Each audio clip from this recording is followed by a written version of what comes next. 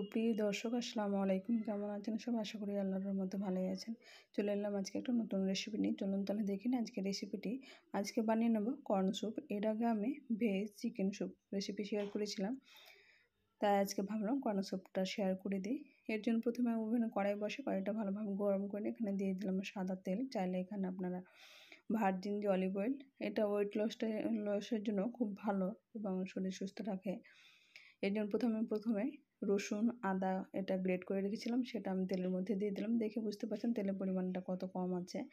আর একটা পেঁয়াজ আমি স্লাইস করে কেটে এর মধ্যে দিয়ে দিলাম। এটা কিছুক্ষণ ভেজে নেওয়ার পরে এখানে আমি নিয়েছি গাজর, ক্যাপসিকাম, বিনস, সেগুলো ছোটো ছোটো টুকরো কেটে নিয়েছি। চাইলে আপনারা এখানে বিট আরও কিছু সবজি যেগুলো শীতকালীন হয় সেগুলো এখানে ব্যবহার করতে পারেন। ফুলকপি, বাঁধাকপি, সেগুলো দিয়ে কিন্তু এই স্যুপটা তৈরি করা যায়। মেন আজকে আমি কর্ন দিয়ে তৈরি করছি, তাই কর্নটাকে আগে থেকে আমি এটা একটু ভাপিয়ে নিয়েছিলাম।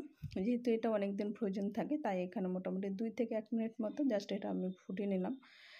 এখন এখানে দিয়ে দিচ্ছি এটা কিছুক্ষণ আমি সবজিটা 2-3 মিনিট নাড়াচাড়া করার পরে কর্নটা দেওয়ার পরে এখন লবণ, হলুদ গুঁড়ো, জিরা, ধনে গুঁড়ো সবগুলো আমি অল্প পরিমাণে দেবো। এগুলো ফ্লেভারটা কিন্তু খুব সুন্দর আসে। আর লবণটা তো জাস্ট এটা যতটুকু টেস্ট ততটাই দিতে হবে। এখানে গোলমরিচ গুঁড়ো করে আমি দিয়ে দিলাম, এটা হামানদিস্তায় গুঁড়ো করেছি। এখানে চাইলে এটা টাটকা মানে গুঁড়ো করে এটা দিলে ফ্লেভারটা বেশি ভালো আসে। এটা গুঁড়ো করা থাকলেও অনেক দিন এটা ফ্লেভারটা নষ্ট হয়ে যায়, তাই এটা সবসময় স্যুপের মধ্যে গোটা গোলমরিচ গুঁড়ো করে দেবেন।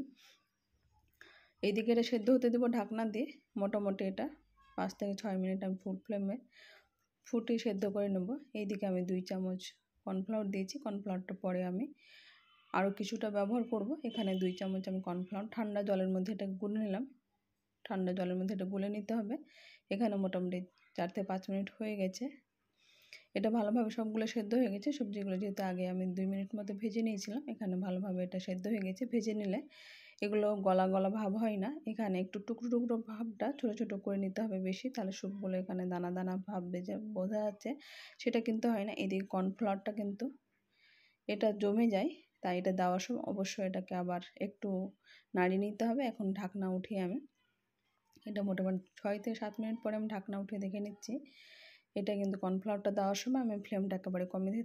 কর্নফ্লাওয়ার দেওয়ার সঙ্গে সঙ্গে কিন্তু এটা জমাট হয়ে যায়, তাই এটা সবসময় চাইবেন ফ্লেমটা কমিয়ে কর্নফ্লাওয়ারটা দেওয়ার এবং অনবরত এটা নাড়তে থাকতে হবে। এখানে কিছুটা আমি স্বাদের ব্যালেন্স আনার জন্য বিট লবণ দিয়ে দিলাম। এখন কর্নফ্লাওয়ারটা দেওয়ার পরে ভালোভাবে এটাকে আমি ফুটিয়ে নেব। এখানে কর্নফ্লাওয়ারটা আমার মনে হচ্ছে আরও পাতলা, তাই আরও 2 চামচ এটাকে বাড়িয়ে নেব। কর্নফ্লাওয়ারটা এরকম একটু ঘন করে নিয়ে এর মধ্যে দিয়ে স্যুপটা যাতে থকথকে ভাবটা আসে এরকমভাবে আমি কর্নফ্লাওয়ারটা দিয়ে একই রকম ফ্লেমটা কমে এখন নেড়ে চেড়ে ফুল ফ্লেম করে নিয়ে 2 থেকে 3 মিনিট মতো ফুটিয়ে নিয়ে ওভেন বন্ধ করে দেবো। এখন একটা সার্ভিং বাটিতে উঠে নিয়েছি। খুব সহজে এটা শীতের সন্ধেবেলায় কিংবা ডিনারে এটা স্যুপটা খেয়ে নিতে পারেন খুব সহজে। চাইলে আপনারা একটা ডিম ভেঙে দিতে পারেন। এরকমভাবে খুব সহজে তৈরি করে নিলাম কর্ন স্যুপ রেসিপি। আমার রেসিপিটি কেমন হয়েছে আপনারা অবশ্যই কমেন্ট বক্সে কমেন্ট করবেন। আমার চ্যানেলের নতুন বন্ধু হয়ে থাকেন তাহলে সাবস্ক্রাইব করে পাশে থাকা অনুরোধ রইল, পাশে থাকা বেল আইকনটি প্রেস করে দেবেন, তাহলে যখনই কোনো ভিডিও আপলোড দেবো সর্বপ্রথম নোটিফিকেশন পেয়ে যাবেন। আজ তাহলে এই পর্যন্ত, ফিরে আসছে নতুন কোনো রেসিপি নিয়ে। ততক্ষণ ভালো থাকবেন, সুস্থ থাকবেন।